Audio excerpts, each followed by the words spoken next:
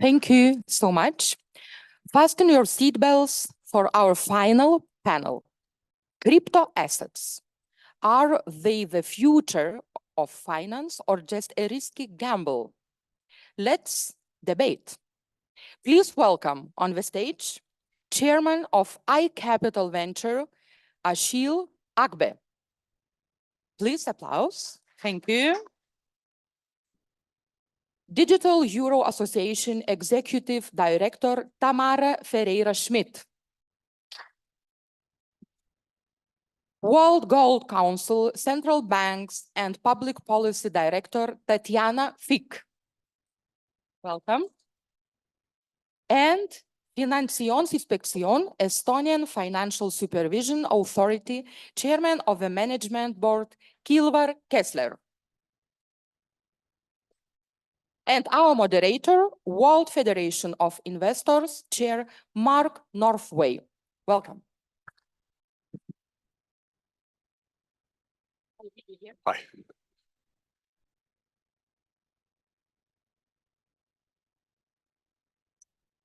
Thank you very much. Welcome to my panelists. We're looking forward to a you've lost me.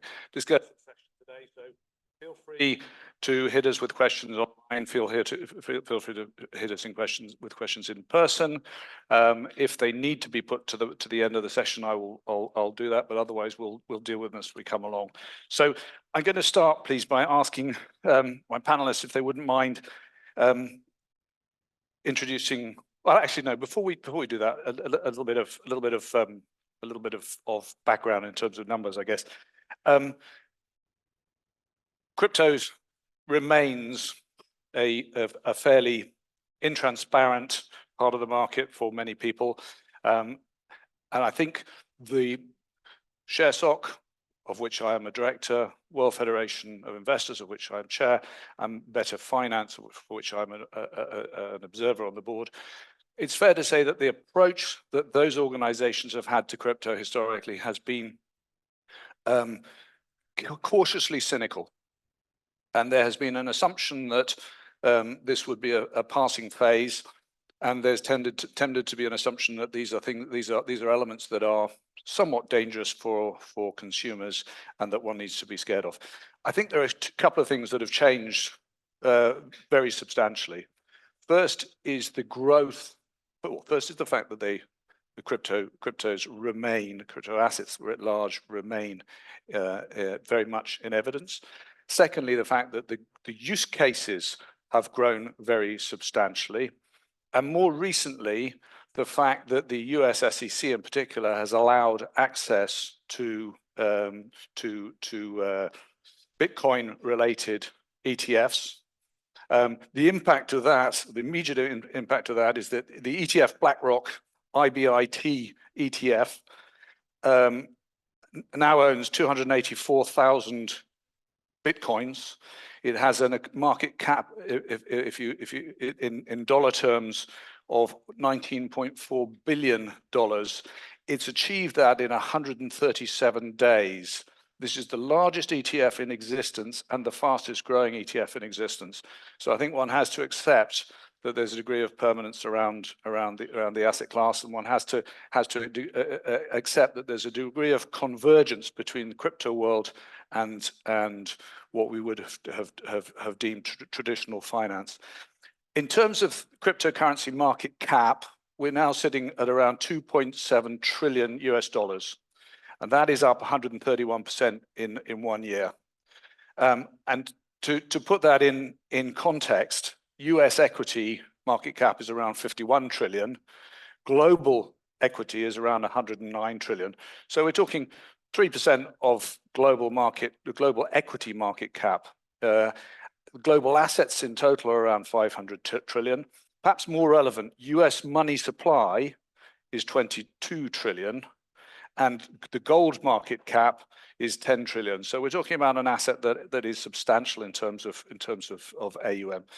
With that as a background, I'm going to ask my panelists to briefly explain the relevant or the interplay that they have with crypto assets writ large, And then we're going to go into looking at, to a degree, cryptocurrencies, pure cryptocurrencies, and the reason why that'll get a fair amount of attention is that that is the natural entry point for many people, and the BlackRock ETF is prime evidence of that. But can I start with Kilvar, please? Thank you. I will start with a personal story. I have one close relative who is pensioner. And we had one family gathering a couple of years ago, and he has never been a rich guy. I mean, pensioners of former Soviet republics usually are not that well off. Pension is rather small, but the people have some savings still. And in this family event, he came to me and said, "Kilvar, I'm rich now." And I answered, "How come? I mean, what happened with you?" He said, "I bought a Bitcoin, one Bitcoin, when Bitcoin was 2,000 euros worth, and now it's 20,000 euros. And I said, "Oh, it's nice, but this is just the hot air and energy. It doesn't, no intrinsic value." He looked at me and said, "Kilvar, you seem to be a smart guy. I mean, you reached a quite nice position in your life, and maybe your arguments are true, but I don't care. I'm rich now." So that's it, basically. I mean, the Bitcoins and other crypto assets as investment objects are there. They are in societies, and we, as members or responsible members of society, we have to somehow address it. So I and my authority, Finantsinspektsioon, we have always been, with regard of crypto assets, open. Our approach has been and is, don't reject them, embrace them, but make sure that the investors will understand the underlying risks, that the products are transparent to them, but they will decide whether the products are suitable for them or not. And I mean, of course, the supervised entities in Estonia, a couple of them have been acting as intermediaries. They are offering crypto assets to their customers, and they are doing exactly that. They are basically, even before MiCAR, they were using, as a result of dialogue with us, the same standards as MiFID does. So basically client classification, tests there, and if the client is really ready to buy crypto assets through them, they are availing that. Some other financial intermediaries who are supervised by us, they are also offering services to WASPs or CASPs in future then as a correspondent banks. And there, I mean, we have been doing a lot of signaling work as well. Now they are offering those services only to those crypto firms which are licensed and well managed, etc., etc. So all in all, we as a supervisory authority, we are cautious with the crypto assets so far, at least. Let's see what MiCAR brings on the table, but we are not rejecting the crypto market. We see that there is a potential, especially what comes to technological side of it. Thank you, Kilvar. Tatiana, could I ask, please, I think you need to pass the mic down. Could I please ask for the slide to go up, because it's a bit more colorful than than what we have on screen at the moment. There you go. Thank you for inviting me. Thank you for your interest in the topic. I work at the World Gold Council, and the World Gold Council's vision is to digitalize the gold market, to make it more transparent, to make it more fungible, and to make it more accessible. And of course, the tokenization of gold is one of the key elements of that.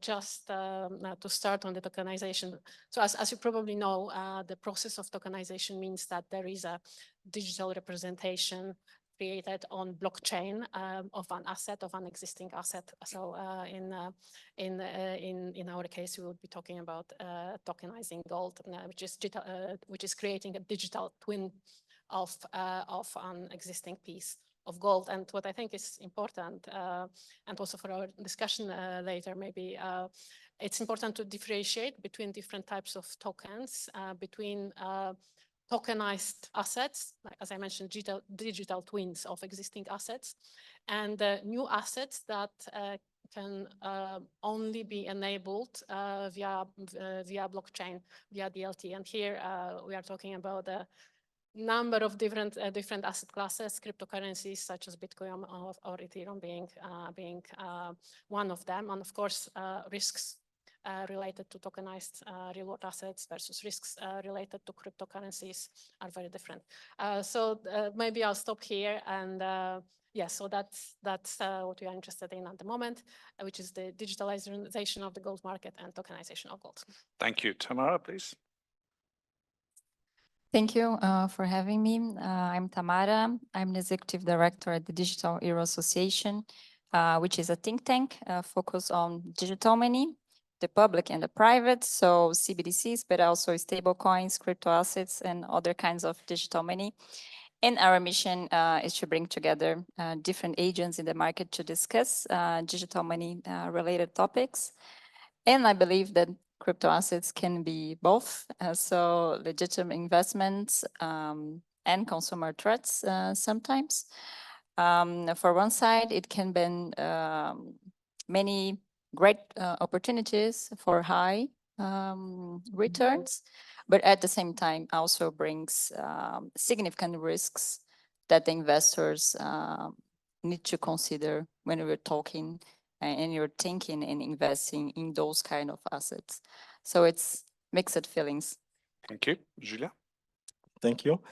So for my concerns, I think when we talk about crypto asset, blockchain, we need as well to come back to the context of that emergence, because it's very important to assess that blockchain has appeared in the context of defiance from the consumer side before the authority when coming back to the process of subprime US market.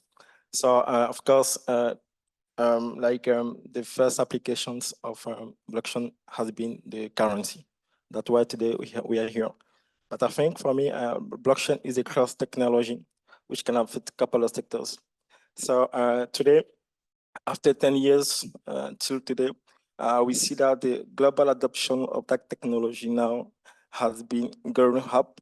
When you see the way that the world people all over the world are paying good appetite about the token. Of course, regulations very important to make sure that those assets who present some risk, of course, because there is a couple of risks.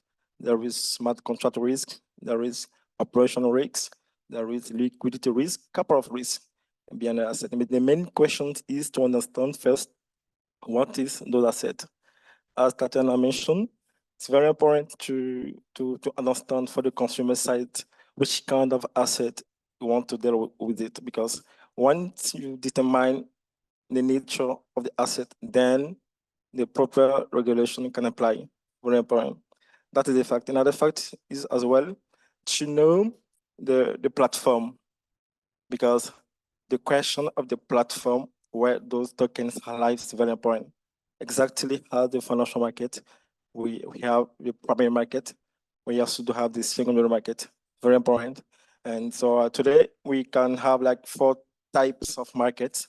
There is centralized exchange platform, there is decentralized exchange platform, there is OTC exchange platform, and there is also AMM, automated market platform. So those markets are very particular, and all those markets have the main advantages, and also they have, of course, some risk. It's very important to have these global pictures about these industries, which is for me the next market for all the assets in the world. Thank you very much. And I guess we'll start with where we are now, and I'm going to ask Tamara if you wouldn't mind to give us a brief overview of the crypto asset landscape writ large. There's a slide that Julien prepared up behind you, but if you wouldn't mind running us through, please. Yeah, sure. So there are many different definitions about crypto assets in the market nowadays, especially if you're looking for a particular point of view, from an accounting point of view or from a business model point of view. but I like it, the definition that it's given by MiCA regulation. So we know that the MiCA aims to create a unified European framework for crypto assets, and it entering in force next month for stablecoins.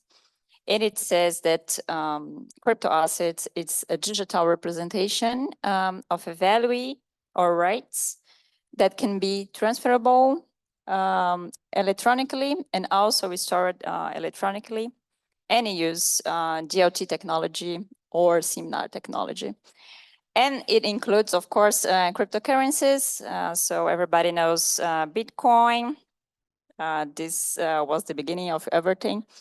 And you mentioned that the entry point for the retail investor in this crypto market, but it also includes other categories of crypto assets.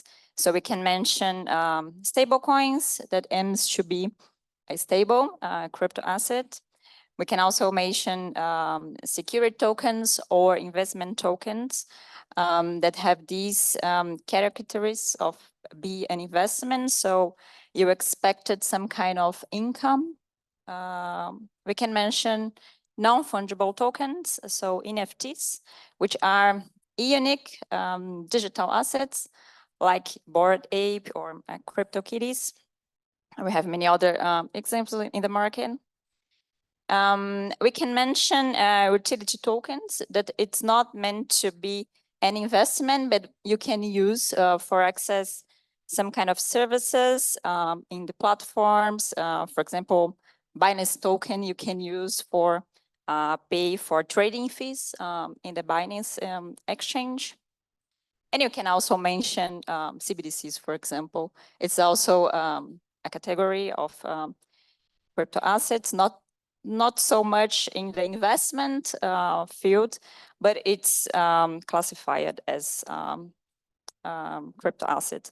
So we have all this ecosystem, and it's really important to have this wide view of all types of crypto assets, because sometimes we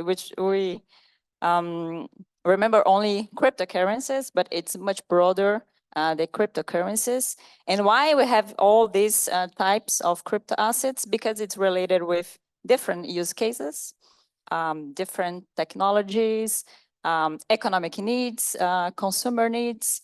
So it's all a unique universe that can be used for investors. Thank you. And there's always a risk that a learned panel will be along with the direction of travel.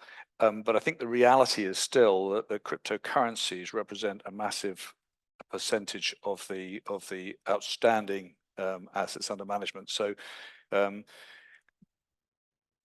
cryptocurrency I mentioned was 2.71 trillion. That includes everything.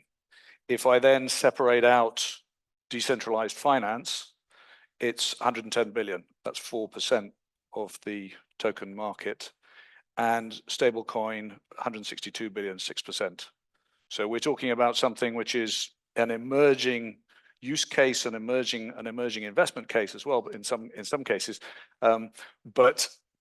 Yes, from at any event which is arranged by Better Finance, the focus is going to be on the retail investor and the impact that it can have on them. So I think yes, that's crypto is very much front and center in terms of pure currencies, and the rest represents potential. But the responsibilities around that potential really lie with the regulators at this stage rather than with the individual. The individual is going to be behind the curve. And while we're on regulation, could I ask a combination of Kilvar and Tatiana to run us through where we are in the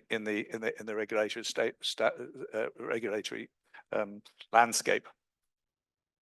Maybe I'll start. Maybe alluding to what Tamara said earlier, in terms of the types of crypto assets. From the regulatory point of view, what's also important is that there is no common taxonomy of crypto assets. So in Europe, we have MiCA that bit closer. We have MiCA that has been mentioned earlier, which provides a comprehensive, unified framework for token issuers as well as various types of crypto assets.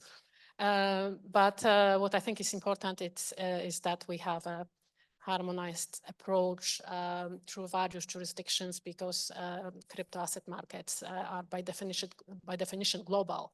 So we would need a global approach to regulation as well in this context. And maybe referring to the numbers that you've just cited, Bitcoin at the moment, yes.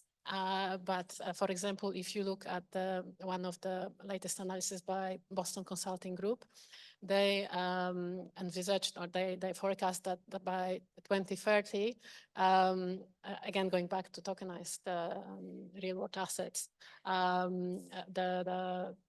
the size of the market would be around between 16 and 26 trillion US dollars. So there is a huge potential there, and yes, maybe I stop here because I'm afraid I would dominate the discussion. Before you stop, if you wouldn't mind, if you could just expand a little. We've heard about MiCA, and we heard from Mathilde this morning, and we heard from Jose Manuel Campo just now. If you could perhaps fill in, because it's at the moment, for many people, that's going to be a four-letter acronym and not a lot else. So how that framework is. Yes, so MiCA is Markets in Crypto Assets Regulation, which was approved by the European Parliament in July.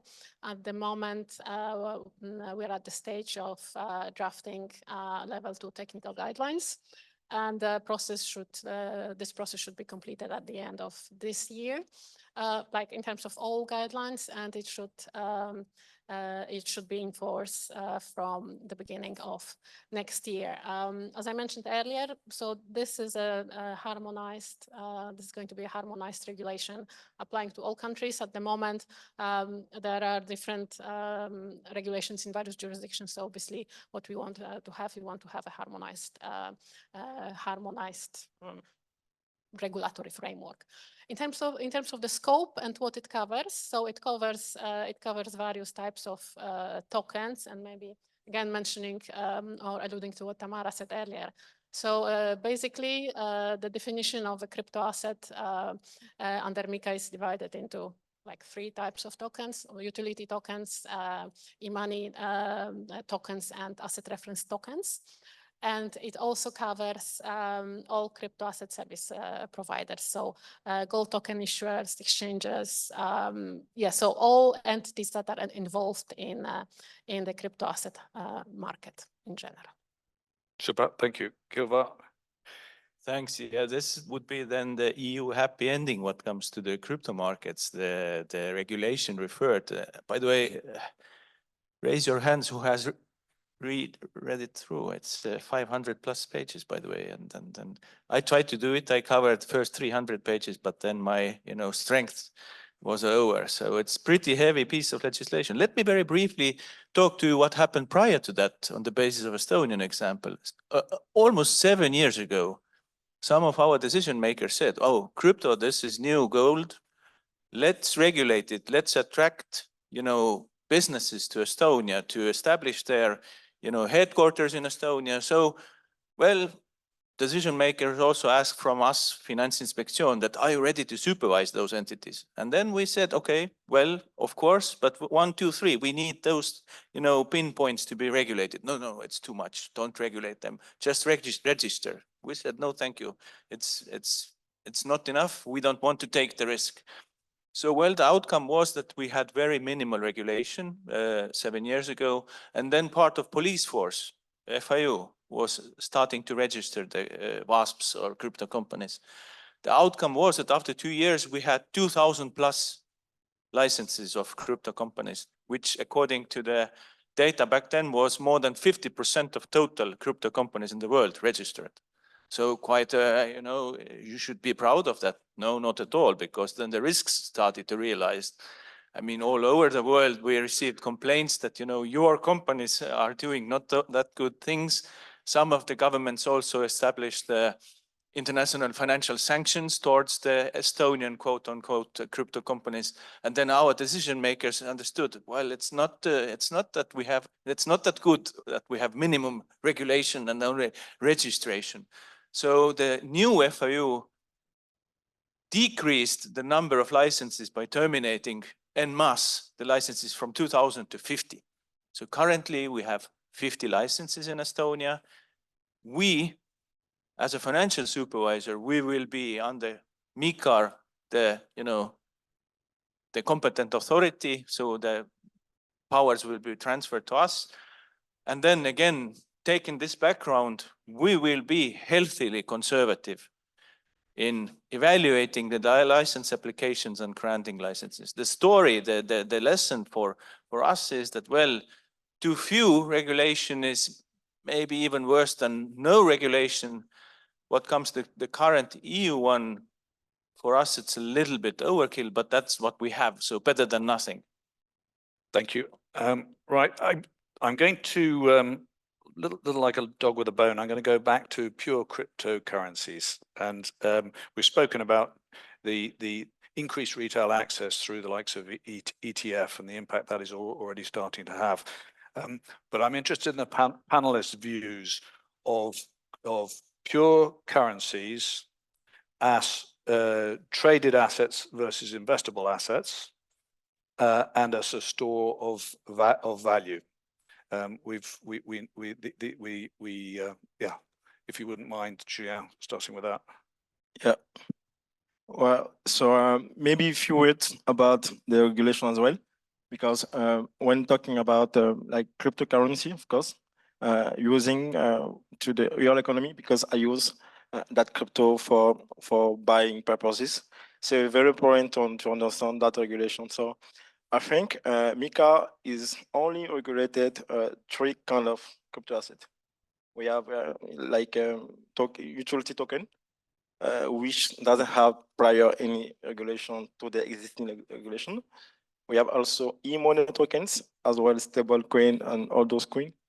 And last is about asset reference based token. So this is the 3 kind of asset that MiCA is actually regulated. For the NFT tokens, there is no regulation actually. It is actually on the process of reflection because linking to the law of property. And once come to security token, of course, we only apply the existing EU regulation on MiFID. So that is the scope of the regulation. So now for the public opinion, like for people who doesn't know about crypto assets, that is, they cannot distinguish whenever they are dealing with this kind of sort of asset because the technical property of Bitcoin is similar, comparable to any token. But the good question is to understand which sort of, which kind of token am I dealing with. So once come that I'm dealing, of course, with Bitcoin. So why Bitcoin is interesting? Because Bitcoin is interesting because we use it today for commercial transaction. So the demand is growing today. To the beginning, it was not like this. Today, we use it for payment purposes. And we know exactly the quantity of Bitcoin into the smart contract. And that, with this information, the law of market apply because when there is a demand, then the values is increasing. And we know into the smart contract of the Bitcoin that there will be a maximum of 21 millions of Bitcoin forever. So today, I think we have maintained maybe 6 millions. So it remain again. So that's why this asset is very, very attractive today. So that's the point. So all tokens, all digital assets are not only tradable, because if you distinguish the purpose beyond this, you can have it. Of course, there have been some scam token to the market. A couple of people have issued scam people because, yes, I could make crypto because to the cryptos like a marketing tools. When I say crypto, then people think that they will become rich. No, so we need to pay attention about it because personally, I recommend only crypto which have a direct effect into the real economy. Very important. As Tatiana mentioned, crypto is the representation. Tokenization is the technical process of issuing a token. It's like securitization. It's like digitalization. When you say tokenization, it is similar to say digitalization. It is a technical process. But before the techniques apply, we need, of course, to understand the purpose beyond this. What is the purpose of this token? When I know it, then I could invest. That's why I think investment could be interesting. And investment works because of the law of the market. When they lose the demand, then it works. So if I issue a token which represents maybe this bottle on my phone, then everyone knows that this phone exists, of course. So it could be attractive token because by the end of the day, if a couple of people want to have my phone, the share price value of the token will be, of course, rising. So this is the way, of course, we need to put a the reflection to the purpose that this token affects. In my job, because with iCapital Ventures, we have tokenized a couple of assets. We have 100 companies where we have tokenized everything from real estate, from company shares holding, for a couple of assets, even goods or services. I think you're getting ahead of us a little because you're on tokenization and the benefits, which I think we're all going to be in broad agreement on. Yeah. Can I ask Tamara to and again, it's really the concept of intrinsic value. Does it go up over time? Why would it go up? Are you trading flows? How does a retail investor look at a pure crypto coin and why? Yeah, just to tell in a point that not every investment is suitable for every investor's profile. So these already happened in the traditional market. So you have some instruments like derivatives, for example, so futures, options that are not suitable for a certain type of investor profile. And you have an equivalent in the crypto asset market. So maybe, yeah, buy Bitcoin or an Ether or some kind of this instrument. It's not suitable for you, but you can buy an ETF that has the underlying on the Bitcoin, on the Ether, as you mentioned.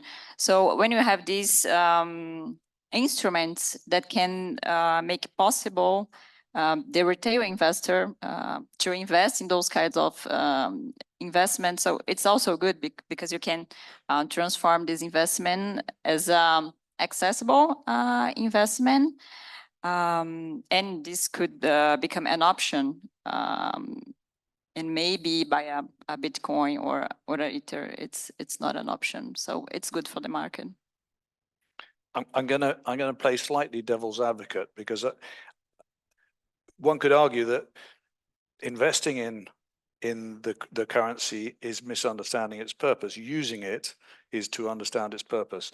And buying it through an ETF is the ultimate investment without use. So I'm not sure that the logic process around it is entirely consistent. Yeah, but if you were discussing the philosophy about Bitcoin, so if you are taking really serious your keys and your coins, so you be your self-custodian. So it's a completely different investor universe, and it's only for a few people. Yep. That and now you have other options that investors can invest. So, thank you, Tatiana. What I would add is that yes, so via Bitcoin ETFs, you can participate in the crypto market via the existing regulated investment channels, which is important from the perspective of, again, regulation, because and that's why MiCA is so important, because it brings, on the one hand, it brings the regulatory safety, a safety net to consumers or investors that want to invest in the market, and the regulation of this market brings this safety net on the one hand, and on the other hand, it provides clarity and certainty to investors, to issuers of tokens, because then they have clarity of what will happen once they've invested.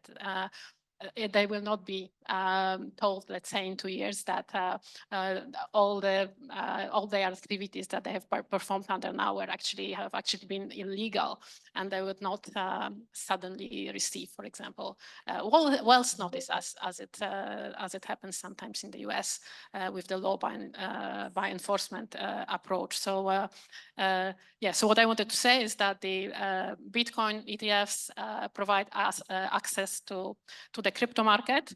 At the same time, you need a robust regulation for the crypto market so that people can invest in crypto assets, not only as not only treat it as an investment, but also use it for other purposes, be it a means of payment or investment financing or collateral, which is much easier once you are on blockchain. And I know you hate the question, but store of value, it competes with gold, or there are those that would say that it competes with gold. Could you talk a little bit about your views on that? So maybe I'll talk about gold in the context of people calling Bitcoin as digital gold. Well, Bitcoin is Bitcoin, gold is gold. You can digitalize gold, you can tokenize it. You have a gold token, you have tokenized gold, digital gold. So this is what digital gold is. Both Bitcoin and gold, they fulfill different functions in a portfolio. And of course, they have very different risk profile. Because the price of Bitcoin, it depends on the expectations of investors of what the price is going to be in the future. While the price of gold depends on the demand for gold. And this demand comes from various sources. For example, we have central bank demand. Over the last couple of years, it's been soaring. And the reason for that is that we have the dollarization of the international monetary system with more and more countries switching from the dollar to other currencies and to gold. Many of the developing countries are heavily investing in gold. So that's one source of the demand. The second source is investor demand. So private investment demand. The third source is jewelry demand. And the fourth source is the technology demand. So I think everybody is aware that in every mobile phone there is a piece of gold. But even if you think about the COVID test, there are nanoparticles of gold in the COVID test. So what I want to say is that there are different sources of demand which determine the price of gold. Well, in the case of Bitcoin, the price depends on what people think it will be in the future. Thank you. Yeah, if I may add, I mean, I would exclude the asset reference tokens. I mean, the intrinsic value lies with the referred assets. But then the others, I mean, my favorite is NFT. I mean, non-fungible token. Yes, is the correct term. And I mean, I'm coming back to the initial story. It was not the part of the story where the pensioner became rich, but later on one story. The same, a relative was asking for me, Kilvar, what I think about NFTs. And then he argued himself, those people must be crazy who buy those pictures. I mean, why they should do that? So can you imagine? I mean, it's a miracle of human psychology. I mean, you are buying Bitcoin. What intrinsic value does Bitcoin have? Nothing, basically, as well as NFT with the ape picture. But in one case, the argument is that it's a solid investment. In other cases, it's a funny, I mean, and those people who are buying, they're not, say, healthy maybe. So it's always boggles my mind how the human thought works. It's a secret, really. But now back to my supervisory shoes. Of course, the key is to warn people, so to say. Whoever is more professional and selling those products has to be, transparent, has to disclose the underlying risks. and then the person himself, herself will make the decision. I'm for that approach, not just prohibiting something or being totally, open, but kind of legally incentivized by virtue of law disclosure. Information versus nanny state, I think. Yeah. Tamara, can I ask you to talk a little bit about stablecoin, state of the market, where the use cases, and the different types, whether it's fiat collateralized, anchored, reflexive, and the state-sponsored use of stablecoin so far? Yeah. So stablecoin, it's a non-volatile crypto asset. So the buying power fluctuates very little. And we can have three main categories that every stablecoin can be classified. So the first one, it's about the relative stability. So either it's pegged or anchored stablecoin, and in the other extreme, floating.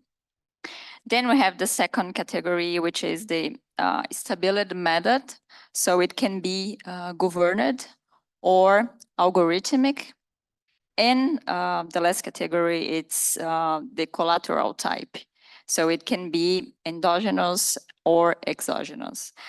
Important to say that these all categories are spectrums. So meaning that the stablecoin can sit in any point of this variation. So it's not only the extremes. It's not 100% pegged or 100% floating. So it can be actually a combination of all these dimensions. So a stablecoin that it's pegged to another asset, is a stablecoin that follow the buying power of another asset that people consider to be stable. So like dollar, euro, or even the gold. And the way that pegged stablecoins work, so there is a smart contract that says that anytime you can swap your coins for the underlying. So, for example, $1 pegged stablecoin, it equals $1 when it's pegged stablecoin.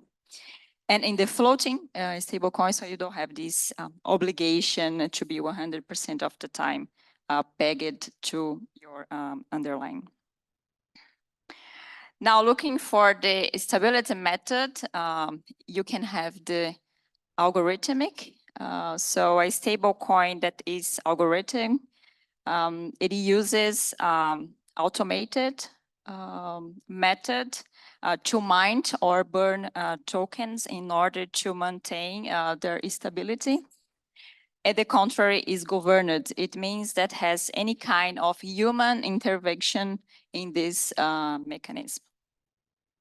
And the last one that is the most important is the collateral type. So you can have the endogenous or the exogenous. So the endogenous means that the collateral is embedded within the protocol. So it was created together with the coin. And the exogenous means that it's completely different from the protocol.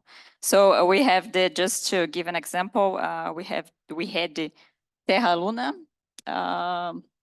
example. It was an endogenous example. So we know that the underlying collateral of UST, so the Terra, was Luna. And in order to mine UST, so you needed to burn Luna and vice versa. So it was designed together in the protocol. And so it's a kind of a cycle. So this endogenous collateral is when people it's afraid of the algorithm stable coins. So mostly people are afraid of these endogenous mechanisms. So yeah, you can classify any stable coin within these spectrums. And the state-sponsored use so far of stablecoin? Sorry? State-sponsored, government-issued. Where are we so far with the governments using digital currency effectively? Yeah, you can have some examples also from the private companies like Visa, for example, use stable coins for cross-border with merchants. We know that we have some problems in cross-border transactions, and we already have some solutions using stable coins for these kind of transactions.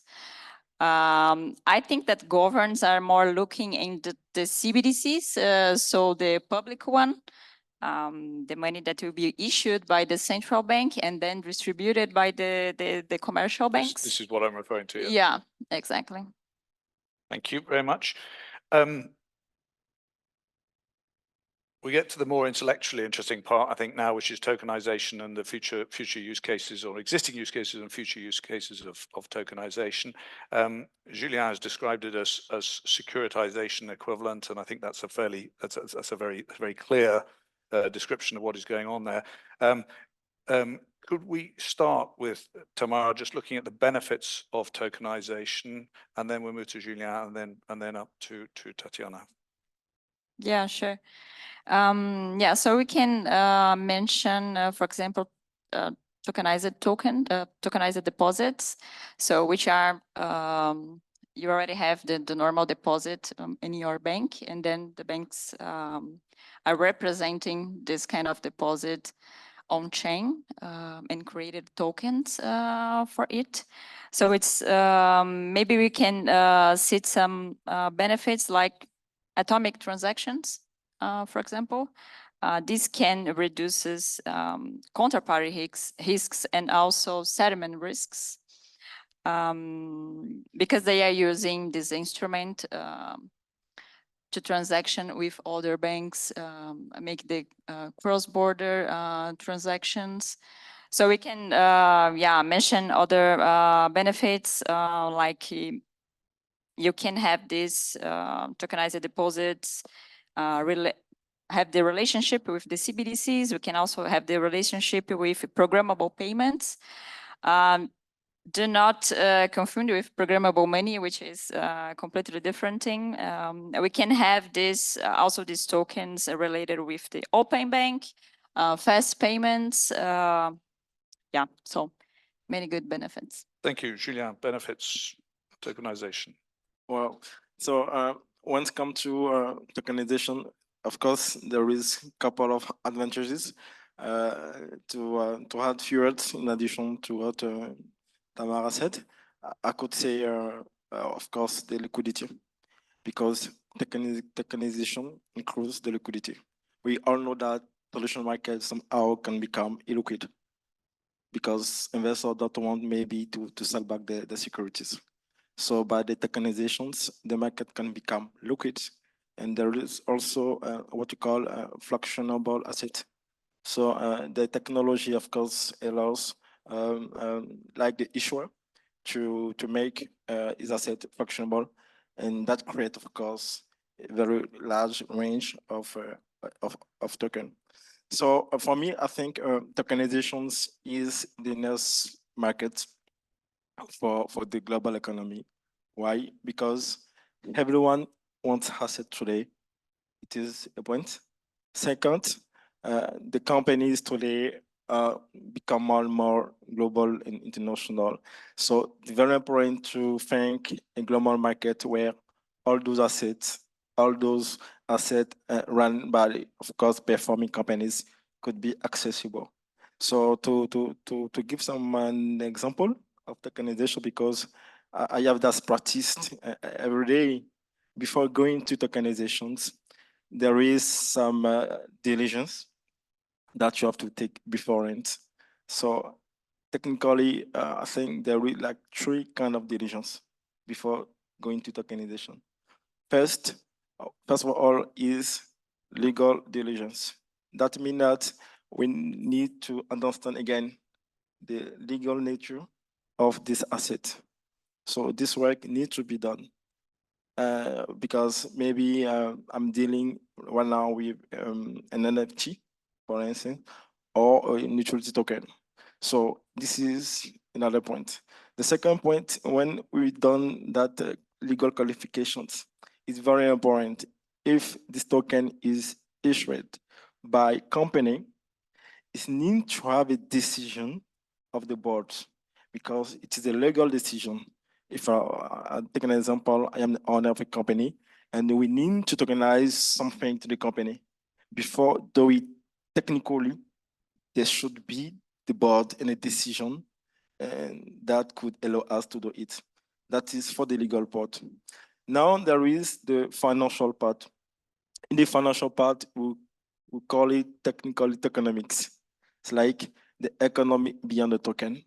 In that part, there is a couple of questions that will be raising. How much token am I going to create? For which purposes? How am I manage supply?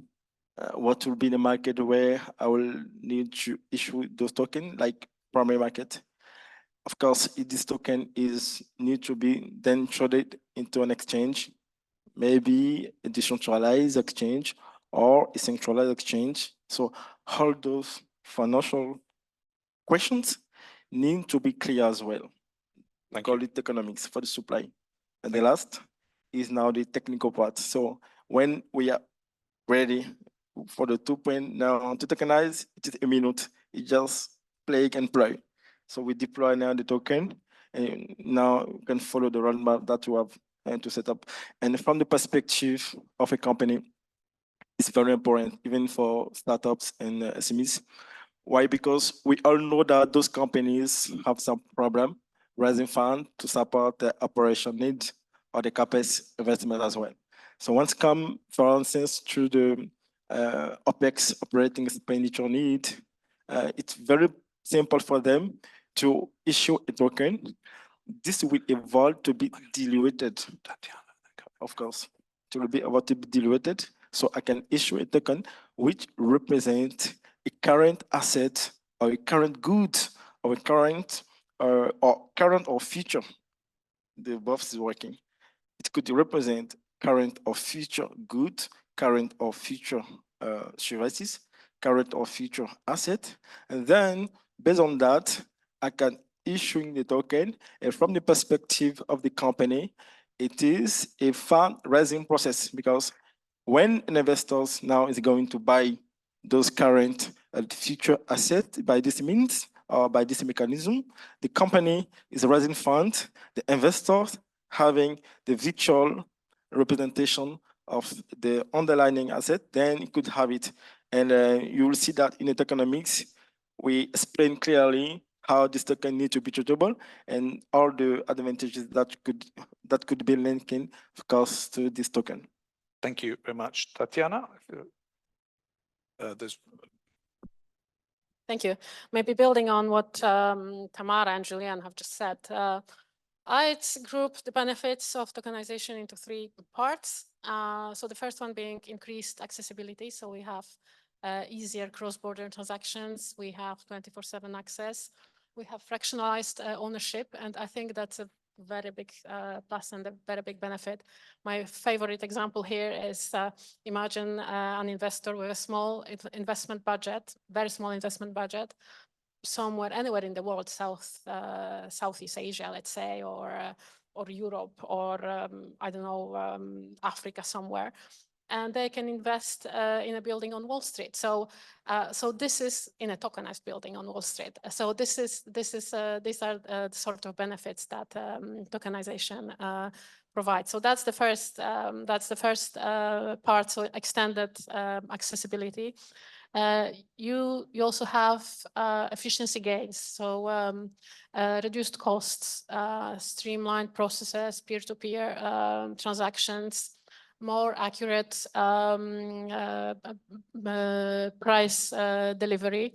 And also referring to what Julien said about liquidity, I also agree that that tokenization will increase liquidity eventually. There is a precondition for that. There needs to be a good interoperability between different chains, between different marketplaces, different crypto asset marketplaces, and there needs to be a interoperability between the crypto digital asset market and the traditional asset market. And in that case, for sure, liquidity will increase. And finally, yes, I mentioned extended accessibility, efficiency gains, and also extended usability of tokenized assets, so you can use them more easily as a collateral, for example, or as a source of financing, or as a means of payment as well. Thank you very much. Kilvar, I'm going to ask you when you reply also to look at the need for legal frameworks and traditional infrastructure around tokenization. Yeah, I mean, first of all, tokenization, I would like to leave it, whether it's good or not, I would like to leave it to you guys, to the private sector. They are the best position to figure out whether it's more efficient or not, whether it's, cheaper for consumers or not. I don't care about those things. I care only about two matters or questions. First, if the token is offered in one way or another to consumer, that the consumer would understand what the token is all about, what rights and duties are connected to token, that the product, token in this case, would be transparent. And second, if the token is a representation of something, for example, take the building in Wall Street, probably the consumer would like to understand what this building is all about. So transparency on underlying asset is also a key. So for me, I mean, I'm lecturing 24 years financial markets law in university. It's kind of bread and butter of securities law. If you are offering securities to public, please be transparent. And now just we are facing the new kind of technology and new approaches, and then we are returning to this bread and butter stuff. Transparency is my answer. Thank you.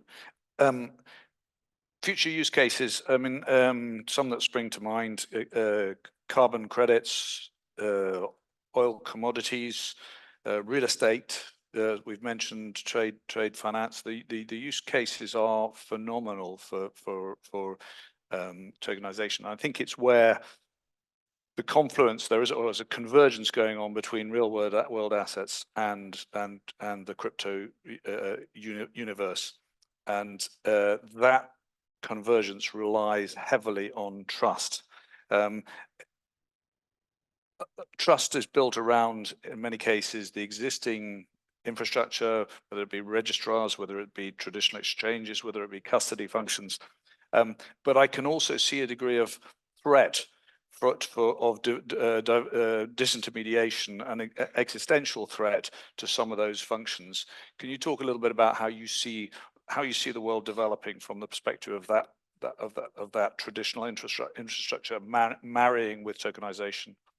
Maybe I will start off briefly, if you allow. I mean, for us supervisors, of course, the crypto world will be relatively new, but one of the key risk areas for us at this juncture, at least, seems not that mature control organizations, and not only on the individual level at one, CASP or WASP level, but as an infrastructure as a whole. What do I mean by that?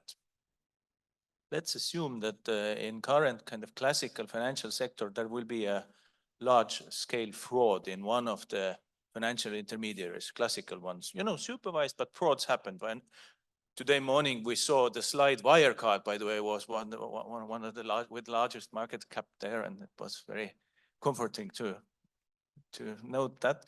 Anyway, let's take the regulated entity. Frauds will happen. They have happened, they are happening, they will happen in future.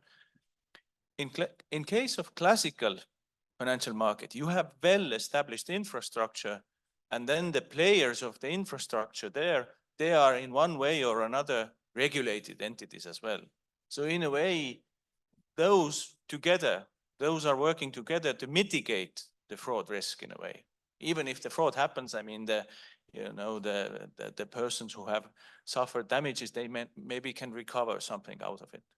Now the crypto infrastructure, what comes to the maturity of players around that, is not that well developed yet. And the technology itself is of that nature that you can transfer very quickly very large amounts of, you know, assets or value to, you know, to the players who are not, how to say, who are not maybe that well regulated. And in a way, it's very difficult to recover those, you know, assets which have been, you know, defrauded from consumers. So this is one of the main risk areas at this juncture for supervisors like me. Other aspects are familiar for us. I mean, it's no rocket science there, except maybe we have to build our own capacity when it comes to the, you know, technological know-how. I mean, there are maybe gaps in the field of supervisory authorities. So this would be my answer to your question. Thank you. Was that a question from? Yeah. Okay. Okay. So I'm going to. I think that was question was specifically at you. What I'm going to focus on now is risks. I think we've run through the benefits. We talked about the development. We talked about a convergence between real world and crypto worlds. What are now the risks that the consumer, the regulator needs to be aware of? You mentioned fraud, bad actors. From a security perspective, the abstraction process that's needed to get real world assets into a tokenized form and back. What are the possibilities of duplicate payment? Can we just run through how the panelists see the risks, please? Sure. Yeah, so Kilvar spoken about the infrastructure and risk related to infrastructure. I'd like to refer to risks related to specific assets, because you can, depending on the type of asset that you decide to invest in, risks are very different. So, for example, if I take the example of, let's say, of a gold token. So you can have gold tokens which are fully backed by physical gold, which sits somewhere securely in a vault. It's your token, you have direct ownership of this gold. Or you can have a synthetic token, which only traces the price of gold, and well, it's a financial claim of financial liability of the issuer. So the risks are very different. And in this particular context, if let's say there is a bad actor that issues gold tokens, but it issues like these synthetic tokens, then of course that there are risks. But if you invest directly in tokens which are backed by physical assets, be it gold, be it other commodities, be it any other real world asset, then obviously these risks are limited, because it's your, going back to my gold example, because it's your gold, you can go to the vault and say, oh, it's my gold and I want to redeem it now. So so the risks can also be looked at from the perspective of different types of assets. Okay, Kilvar. Maybe it's not nice to start arguing in panel, but I mean, what if the gold is gone? Just empty. So what's next? What should I do with this token then? Yeah, exactly. I mean, to whom should I? What? Sure. Well, it's a physical vault. It can happen, you know, if you invest it in a traditional sense. If you go to a bank and say, oh, I want to buy a piece of gold which is stored in vault X, then the risk is no different, you know, whether you buy it on blockchain. I would say it's different. Physical, I'd say, risks. I don't know whether I'm expressing it. It's different, but it still exists. Yes, you can't. It exists with. I mean, if you don't buy it and you don't take it and you know, store it under your mattress, then the risk is. Thank you, and I love panels arguing. That's great. So that's Tamara. Yeah. Risks. So maybe to mention from the investor perspective. So if I'm an investor and I believe that the Ether will skyrocket in price, what can I do? So maybe I can put Ether down as a collateral, and then take out a loan on stablecoin and use that stablecoin to buy more Ether. Okay, so which one? Which stablecoin? So this is difficult, and where the investor need to do this due diligence, because you have all these offers, and we know that it's not free of cost. So every time you you have access to a stable coin, you need to pay a fee. So it's really important to know the structure and what is behind the protocol. And of course that MiCA will help, because it will regulate the stable coins, but also the crypto asset services providers. So it's a kind of help the investor with this. Yeah. I think the mere mention of leverage starts to put a shiver down several people's spine. Julien? Yeah, so first, I think whenever we are dealing with real crypto, there is all-time risk. So we are like 4 type of risk that need to be dealt properly. There is, of course, operational risk. Why? Because when an entity is issuing a token linking to a corporate governance, we all know the crisis of the FTX platform. So FTX platform crisis was based not about the crypto, but about the operational risk, governance risk. So that is the point. A second risk that can be raised up could be, of course, the smart contract risk. That's why we recommend the entity to do an audit, external audit of the smart contract in more transparencies, and that bring confidence to the token. Another risk, major risk will be, of course, the liquidity risk as well. And for this, the developers have find another alternative, which is protocol. She mentioned that, but I think we don't have so much time to go in deep in that, in the protocol, the DeFi world, because of course, the DeFi is a kind of response to the illiquidity, because it is automated market where there is some market makers who can, of course, support and bear the risk, the illiquidity risk. And the last risk could be, of course, the risk which govern the way the right is secured into the smart contract, of course. So those are the risks that could need to be unveiled for the consumer. Even if the token is good, you must be aware about that risk in permanent. Thank you very much. Kilvar wants to add. Yeah, I felt a little bit bad of asking the question. I will try to answer this myself as well. Why the gold is still there? And the answer is Sam Bankman-Fried. 1 year from arrest to the trial court judgment, 25 years imprisonment. That's the answer why the gold is there. And if this doesn't work, the gold is not there. Thank you very much. Florian, you had a question. We can probably give you one of these. Oh. Thank you very much. I was following the discussion quite intensely. Thank you. Let me make 2 remarks. First of all, it's a more philosophical one. Maybe you heard the remark about Trump saying, I would like to have cryptocurrency back in the US and regulated maybe in the US, which raises, of course, the question, why? Okay, first answer, he benefits because he's financing his campaign about it.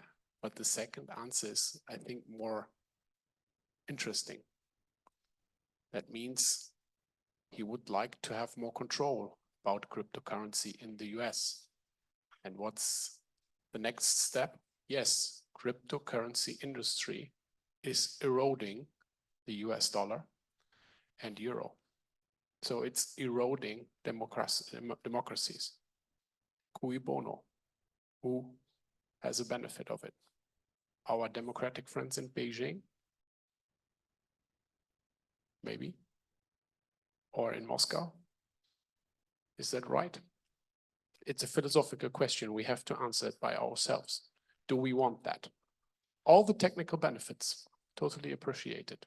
But do we really want to support the erosion of our hardest weapon we have? It's the strong currencies we have and what the basis of our democracy, the US dollar, the euro, the pound, all of them. Do you want that? I think there's a parallel question, which is whether governments issuing money wish to have cash as a continuing form of payment. Cash is particularly uncontrollable.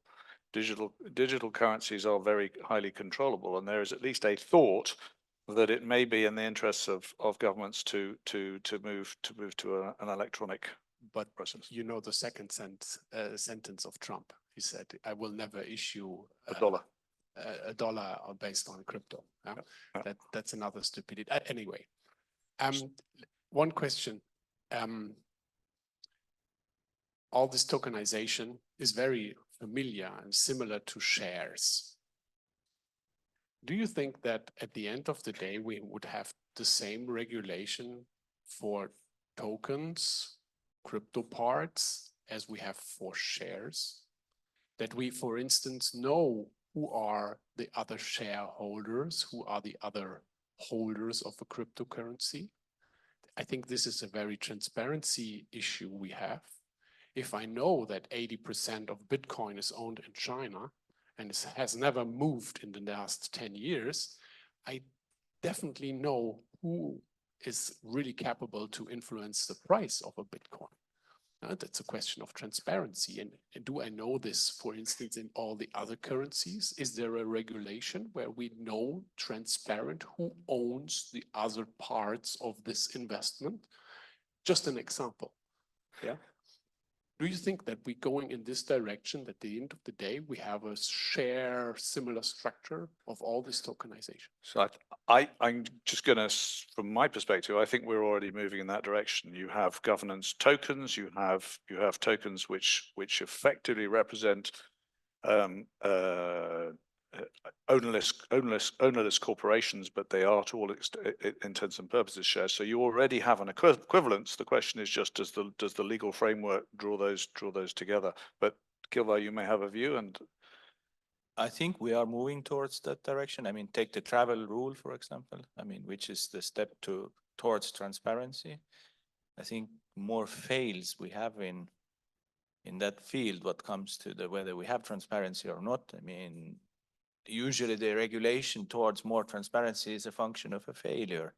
And that's how things seem to work in financial field. I mean, you have a big time failure and then you have a regulatory reform. So if you ask my view, of course, as a supervisor, I'm for transparency. But having said that, I mean, even nowadays, I mean, the shareholding is seemingly transparent, but sometimes you never know who is the end owner. So, anyone else wish to? Yeah, just for a piece of answer, in the smart contract for a new token, we know the total capitalization in the number of tokens, of course. So transparency is a fact when we're talking about token, because you can read the smart contract and you will see. Maybe you cannot see who is beyond the address where the token is allocated into the smart contract. But I think to the EU market, there is a MiCA regulation which gave an obligation to know who is beyond this token, of course. But once coming to shares, as you mentioned this, I think for me, there is no innovations there, because whenever this token is qualified securities, then it falls under the MiFID regulation. So actually, there is, of course, a project undertaking by banks for the EU market, call it DLT pilot project, where a couple of banks actually are working to the market infrastructure. So I think at the end of these regulations, all security tokens will fall under the MiFID regulation, and then the regulation will apply. Thank you. Christian. Yeah, thank you. Christian Gülich from the German Association of Insured. Until now, crypto assets have nothing to do with insurances, but maybe there will be new crypto ETFs, and maybe one day in insurance-based investment products, so the crypto assets may appear. That's not yet the case, but we will have a close look. So I'm a member of Better Finance, and I'm strongly interested in the question of the quantity and the quality of information which is given to the individual or the retail investor. And therefore, my question is, I like very much what Kilvar, you have said, that you do as a supervisor, you do not want to be paternalistic. As a retail investor, I should have the free choice whether I would like to invest or not. But of course, my decision will strongly depend on the information which is given to me. So my question is, if there are new crypto ETFs, and lately, for example, I think about LTIFs. This is a new, let's say, there was a review of the regulation of the LTIFs, so that more retail investors should be capable or able to invest in these investment funds. So, is there a kind of parallelism of information which is given to the retail investors by speaking about the crypto ETFs and, for example, LTIFs? Can you give a little bit more information on that? So I'm very mostly interested in the question of the risk assessment. How do I know as an individual investor which is the risk which I take when I make the investment? I would go one stage further. It's information and assurance. There are assurances that you need. And Tatiana, is that something that you can speak to? Yes, in terms of disclosures and how you can assess risks. If you look at MiCA, there is a requirement that every token issuer or every crypto asset issuer needs to provide a white paper that describes various elements of the risks as well involved in the purchase of this type of token, plus information on the conflict of interest, what types of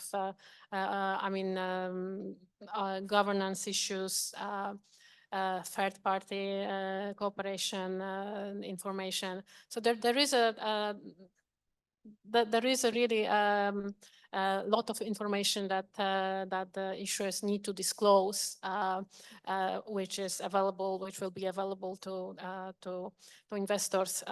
And I believe, as compared to the tokens which are being issued now, if you look at white papers of the existing tokens, sometimes I cannot believe that people buy tokens on the basis of what they read in the white papers. It's just like a note, like a 2-page note. And why would I make a serious investment decision on the basis of a 2-page note? And that's why I think that MiCA here helps a lot, not only because of this information that's included in the white paper, which needs to be published, but also token issuers need to apply for a license. And again, in your application, you need to additionally provide additional information, which then the national competent authorities will review and decide whether this token can be purchased by investors or not.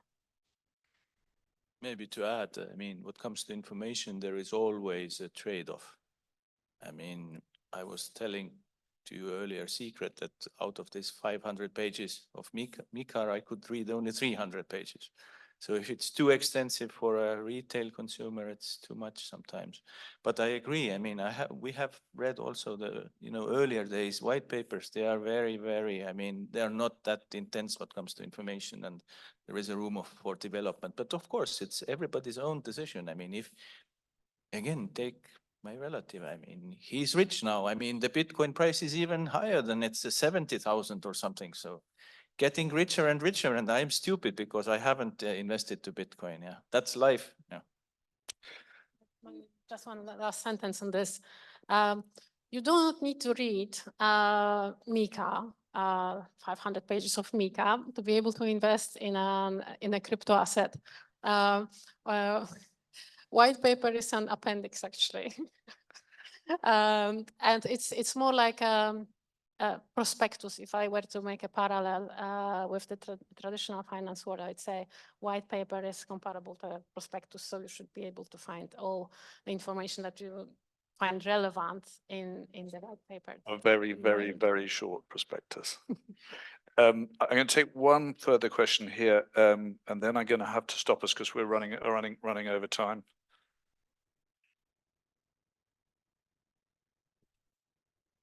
Thank you. Very interesting discussion.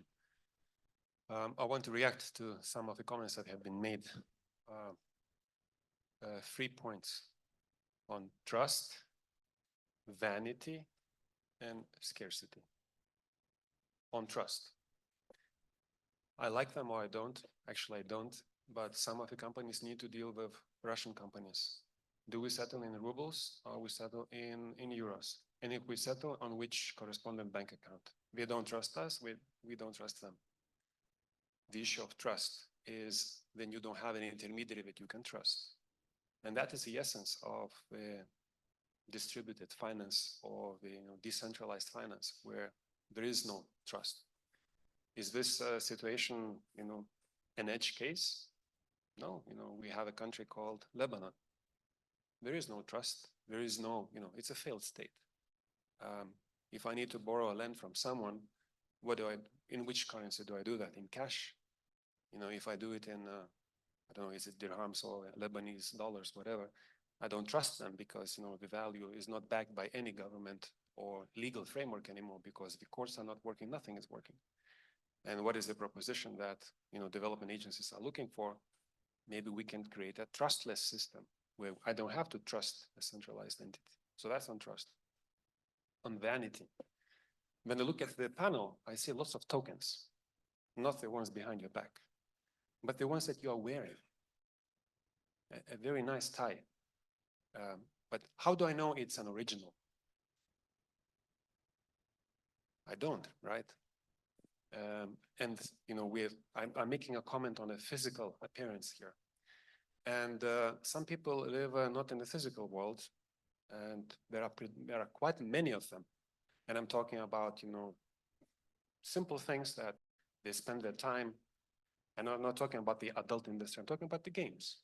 And people there, young children, they love the same thing, like you do, to show off with vanity, of course, and to show some items. And those items are the things that we, in our kind of semi-regulatory discussion, we call NFTs.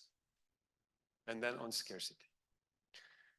The value of euro in the money market is being determined by the structural deficiency that the euro system creates for euro liquidity. If there would be an excessive liquidity, the money market forces would make the value of euro measured in the interbank rate to collapse to zero. That's why the euro system is running a daily operation to ensure that there's always a structural deficiency of euros. So the value of things is set by deficiency. And anything that we can ensure that there is a deficiency of has value. What was my point here? My point is that we come at the issues from the perspectives that we are used to. And then we look at the financial ecosystem. The way we understand it is the way it has been constructed, with trusted institutions, legal systems, intermediaries that we trust. But the world is changing, sometimes not in the direction that we want. And even European Commission has accepted that some parts of that new type of finance are not supervisable. And they kind of easily said, DeFi is out of scope of MiCA. So my question to you is, what's your proposition how to regulate DeFi? For those who don't know what exactly DeFi means, these protocols that implement automated market making, where people, instead of institutions, are making markets with agreed rules between individuals that no one is enforcing, just themselves. Thank you. I'm going to suggest that quite a lot of what we've said today is sacrilege from a pure crypto perspective in terms of it requires centralization of decentralization. So the way that these worlds meld is inconsistent with total decentralization. I don't know if anyone has a very short response. Short, but Julia, I said very short. Yes, Of course, I have the chance to do my PhD on MiCA. So that's why I'm comfortable with this question, of course, because of course MiCA is not taking account DeFi protocols. We know that DeFi protocols are automated market.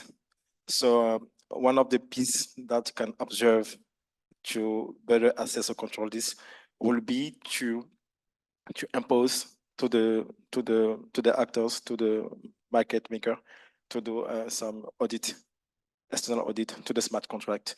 It's very important because smart contract give this transparency that you mentioned first. Second, will be as frequent as possible to have the proof of funds as well, because proof of funds meaning that this protocol who has some liquidity inside.